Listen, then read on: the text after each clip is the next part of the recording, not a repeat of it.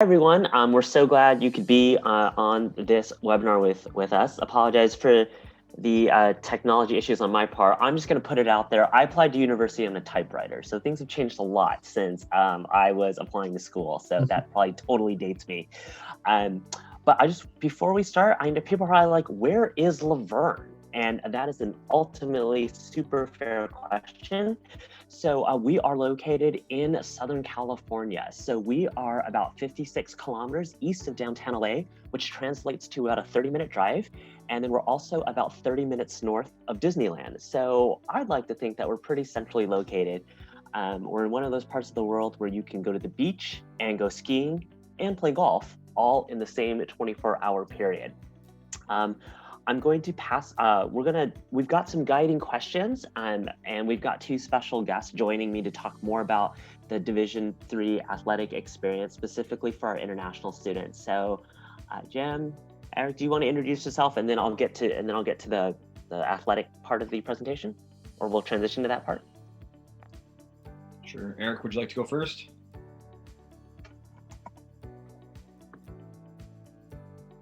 Jim, why don't you start? Sure, I'll go first. Hi, everyone. My name is Jim Nicholson. I'm from Spirit River, Alberta, Canada, very small town. And I enrolled at Laverne in 2015, where I studied kinesiology and was a member of the men's golf team there.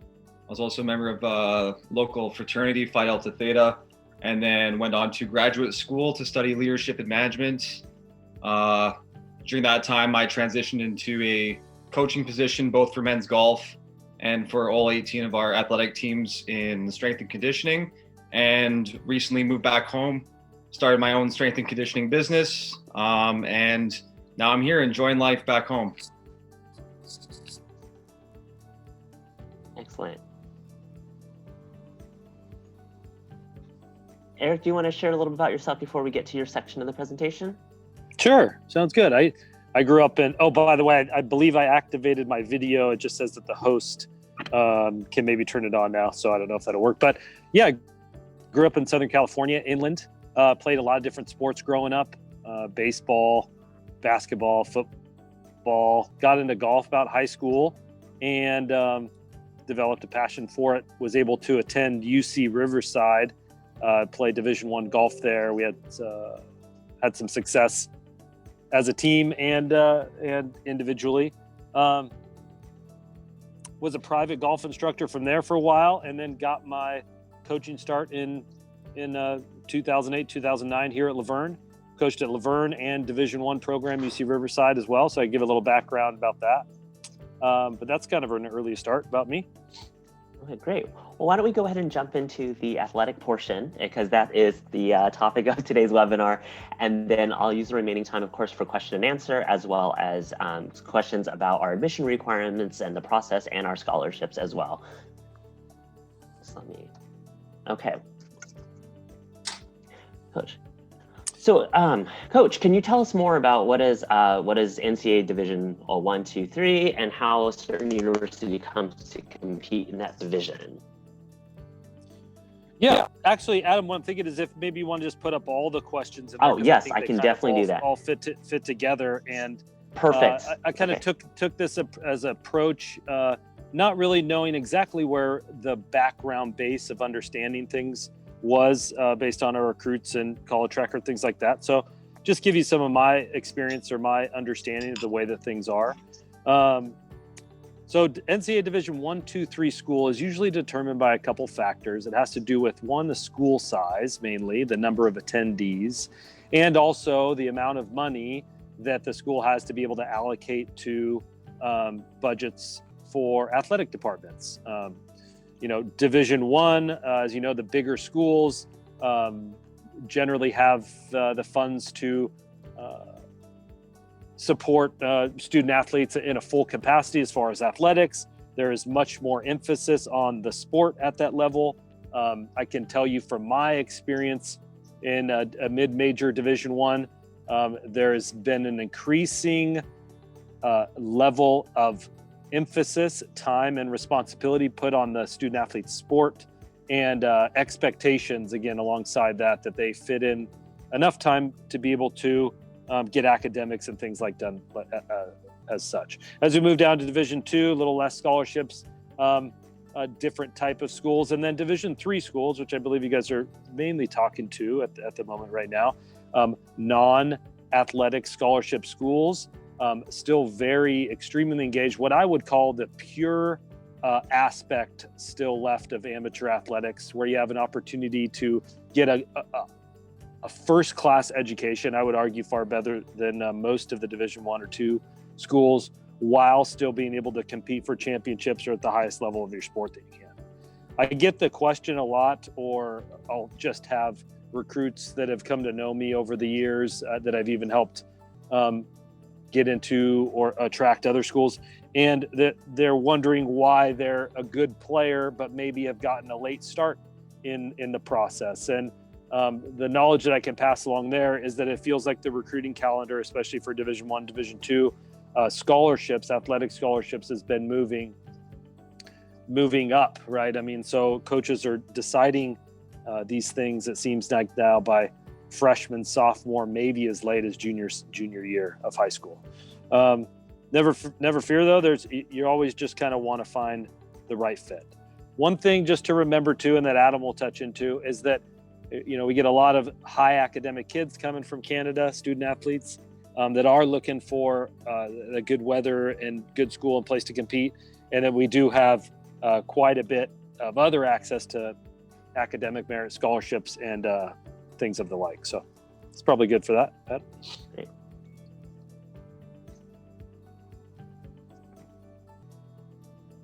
So just give a little bit about Laverne and the SCIAC. SCIAC started in the year 1915. I would argue that it's the best conference in Division III athletics. There's a Commissioner's Cup, if you all don't know, that the NCAA does every single year, and there's a few schools in our conference that have won that in recent years.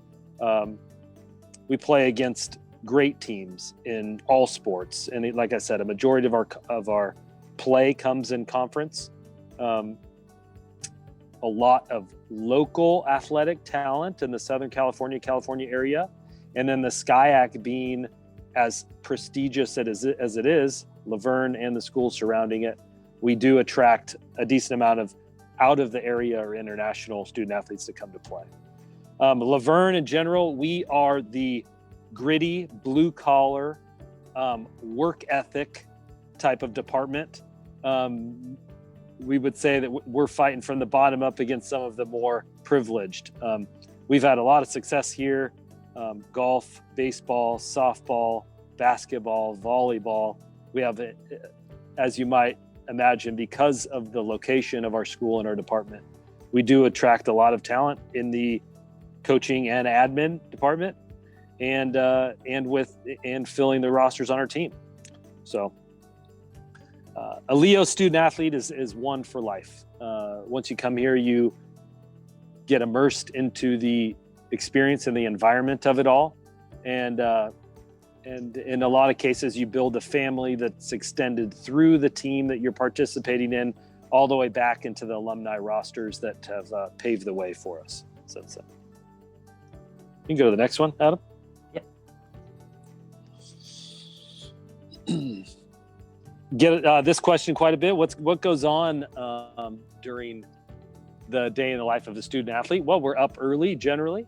For golf, we practice early in the mornings on Tuesdays and Thursdays. Otherwise, we're in the gym doing some strength conditioning.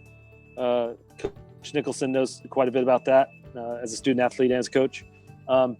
We put in good work in what we're doing. Class scheduling works out generally pretty favorably. I think over my 7 years here, I've only had a couple of times where players have come to me and have said that they have problems with class conflicts. Sometimes every once in a while with a specific major, conflicts with practice, sometimes in upper division. But generally, if the student athlete is on top of kind of their life schedule, their daily schedule of a student athlete, then no problems there quite a bit. A lot of benefits though too.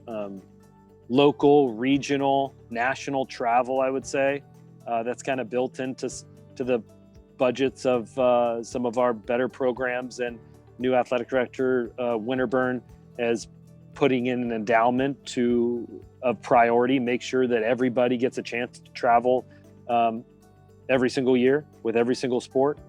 So that's some of the perks. We took a trip up to last fall, up to through California, up to Oregon, playing some great non-conference competition. That's one of the other perks. Get to play up against Division II, Division I, great NAIA competition in Southern California. Those are just some of the perks, bonuses. You can go on, Adam.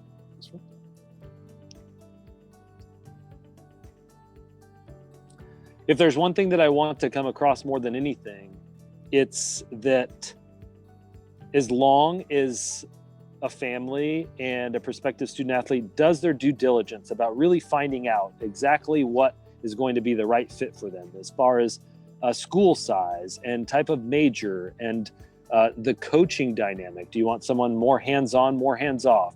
Facilities, weather, those types of things. What are you really looking for during your developmental years as you move into young adulthood? And if you do a good job of that from the very beginning and you get your priorities in place in maturation before you come to school, you're going to be able to have some great success wherever you are. Find the right fit, do a good job yourself, figure out what you really need and what you want to do, and then go for it and do a good job with it. So it's probably pretty good just for like an overall highlight, and happy to answer some questions later on. Jim, anything you want to add about your experience as a student athlete? Yeah, absolutely. Sorry, there we go. Oh, it's all right. So the biggest thing, like Eric touched on, is like really finding out what you want to do and what you want to pursue. Once you find those things, don't hesitate, just go for it and enjoy the entire process, because there's going to be times where things are really tough. Like student athlete trying to balance things. But once you can get that balance through time management, especially, that's one thing I noticed. Student athletes learn that quickly for the most part. Some other students outside of athletics don't really get that experience because they have a lot more freedom. But once you can get that time management down, it's not going to just help you in school, but after your time at Laverne in whatever you choose to do. The biggest thing too is, like, for anyone, doesn't matter what school you go to, is like you get in what you get out what you put into it. And for me personally, my first year I was kind of in and out of golf for a few reasons, but then I realized, like, okay, I have to make a commitment, whether that's to really getting through golf or my academics. And once I was able to make that, think about it a little bit more, I had a clear vision of what I wanted. So really just, thinking a lot for yourself and then doing what's best for you. Cool. Thanks, Jim. I'll talk a little bit about the academic part. I guess that's the other part why you might come to the US. And then definitely we want to spend most of the time answering any questions that folks have. So again, Coach Eric mentioned, the location. I think there's a lot of things that you think of when you think of Southern California, and rest assured, we are close to all those things. So, a lot of it is location. So in addition to the academic component, the athletic component, there's a lot of other recreational and other social opportunities available to you. There's 6 other universities within 20 minutes of us. So know that the area where we are in is full of young people. And when there's so many folks at the college age, rest assured that there's lots to keep you busy, aside from the classroom and the driving range and on the golf courses. So quick fact, we are a small institution, 2,500 undergraduate students across 40 plus different majors. Close to 7% of our student body consists of international students. And from the athletic side, we have 20 Division III sports for men and women. Golf is actually one of our most international sports. We've had players from Thailand, from Australia, from the UK, from Germany, from Norway. Actually, one of our golfers was voted Scholar Athlete of the Year, right? Henry won that award this past for the academic year that just finished. So definitely Southern California, a super international friendly place. We do have a variety of programs. We do not admit by major. So every student we admit, you are admitted to the university, and you get to decide whatever program that you want to major in. Most of our students on average change their mind 2 to 3 times while they're in university. That's okay. We built a program like that. I think I hold the record. I actually changed my major 6 times when I was in university, but still graduated in 4 years with no summer school. Again, we really work with you to help you figure out what other options that are available to you once you enter university. Really quickly, I will touch base like 10 seconds each on some of our majors that are the most popular. And when I say most popular, meaning that have the largest student enrollment. So we've got a really strong business that has where you can major in accounting, international business, economics. One of the cool things we do in our business program is in teams, you come up with a business model for a product or a service. We send you to the banks to pitch your model. If the banks like your plan, the university actually gives you the seed money to implement that business model. So again, we really believe in that hands-on learning. You're gonna learn more from doing it rather than just looking at a textbook. Being in the greater LA area, we are the #2 media market in the United States. So a lot of students do choose to come to Laverne if they're thinking about the entertainment industry. We have a lot of students as well that come for sports marketing, sports journalism. We do have American football back in the LA area. So we have just about every major sports league has a franchise in the LA area. And we have a number of relationships with those different teams for different sorts of internships. Again, to location. We are 22 minutes down the street from Jet Propulsion Laboratories. One of our internship programs is housed there. We've also had students internship at places like Boeing and Raytheon. And then again, we have a number of bridge programs. So for people looking to go into the health sciences, but not necessarily a doctor, we have a great physician assistant program, a master's in athletic training, and we also have what are called some linkage programs. So you can have either priority or guaranteed admission to other master's degrees and some of the other health sciences. Again, we recognize that as a booming career field. And of course, Jim mentioned kinesiology. We're one of 18 schools in California that have this program. So if you're looking to stay in the athletics and maybe down the road, maybe you're not playing so much, but you're behind the scenes supporting your athletes.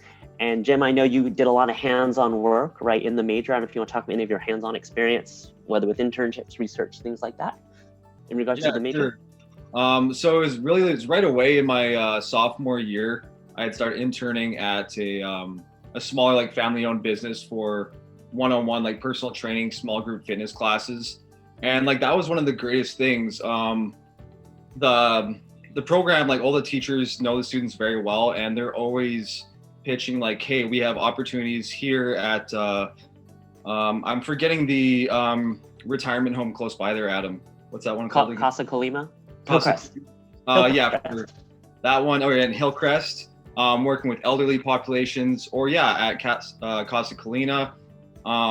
There's so many opportunities out there, and the one I kind of stumbled upon was strength and conditioning, and I was kind of gearing towards, again, more so athletes, and the head strength coach there, Eric, got in touch with him, and it turned out to be, my career now. So whatever you're, thinking about, like your mind might change, you may make different decisions, but there will always be something for you, some kind of opportunity. You just have to go look for it and take advantage of it to the best of your ability.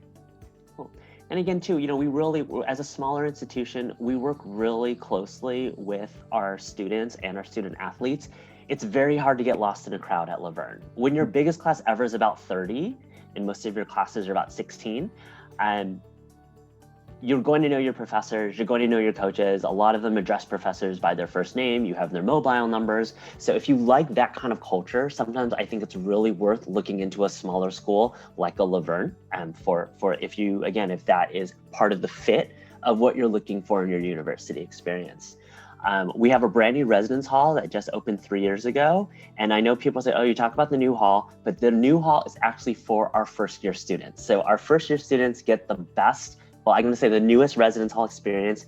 Our new dining hall is also right on the ground floor of our dormitory, our freshman dormitory, and walking from the freshman dormitory either to the athletic gym or to our student union is about like a 50 to a 70 meter walk. So it's a quick sprint. So you're very centrally located if you choose to live on campus. We also have a number of student support services to help you succeed both outside the classroom as well. And I know the golf team tends to be pretty strong in terms of academics, and I know they've got study hours and things like that, but just know that we have a lot of resources to help you. If we admit you to the University of La Verne, it is in our best interest to ensure that you do well. So we are not looking to fail you. We are going to do everything we can to ensure that you succeed in your classes. Whether it's just from extra tutoring or to something bigger concept like mapping out how to write an 8-page research paper. We'll work with you through all those steps of the way. And again, too, it's really hard to get lost at La Verne. Those relationships that we have with the students are very strong, even past graduation. The fact that we were able to get, that we still keep in touch with Jim, and he was graciously agreed to join us for this webinar. One of our other golfers that just graduated this year, he's been texting me and I'm helping him with his grad school applications. Coach Eric, Justin wants to come back to SoCal, so we'll see if we can get him back here to do his MBA. But again, okay, we have those relationships with you even after you've graduated the university. And again, all these services are included and they're free for you as a student. As far as the application requirements go, we are a common application school. That is the primary way our international students apply, but we do have our own application as well. The main thing that we're looking for are transcripts, and the good news is that you are able to upload, as a student, you can actually upload unofficial transcripts to your application portal, and we will be able to use that to review your application for admission. We only ask for one personal statement. We recognize the pandemic has made things a little tricky in terms of being in the school on a daily basis, so we have made the recommendation optional for students. We do not require the SAT or ACT for students. And again, assuming, for most of our Canadian students, if you're not living in Quebec province, you can apply for a waiver from the TOEFL or the IELTS or the Duolingo. Because again, I know for most Canadians, your primary language of instruction is English, so that just got adjusted this year. So that's some good news. I don't think anyone is heartbroken about having to sit in an auditorium for 3 hours to take the SAT or the ACT. So as far as scholarships, the beauty of our scholarships program is that we assume every international student wants a scholarship. So for that reason, we do not have a separate scholarship application, right? So every student upon admission, you are automatically considered for a merit scholarship. The other cool thing I will say is that, yes, so our scholarships range from $5,000 to $30,000, which is actually an increase from last year. So that $30,000 is roughly $39,423 Canadian. The beauty of our scholarships is that our scholarships are standards-based. So every student who meets the requirement for our $30,000 scholarship will receive that scholarship. You're not competing against other students. We're very fortunate that we have a president that is very vested in international students. So we are not limited to the number of international merit scholarships that we're able to give out. And again, a number of our golf students, international golf students, very strong students, and have definitely received some of our top scholarships. And again, this amount is actually an increase from last year. So we're really excited about that. There's a number of ways, obviously, we'd love to hear more from you and keep in touch with you. We have a webpage that has virtual visits, the ability to schedule one-on-one appointments, check out our virtual tours. We do have an Instagram page. I am still learning what TikTok is, but our student ambassadors run our TikTok page. So if you want to check us out on social media, you can. If you'd like to leave more information, I've included our URL that you can request more information, or you can scan that QR code and we can get more information to you.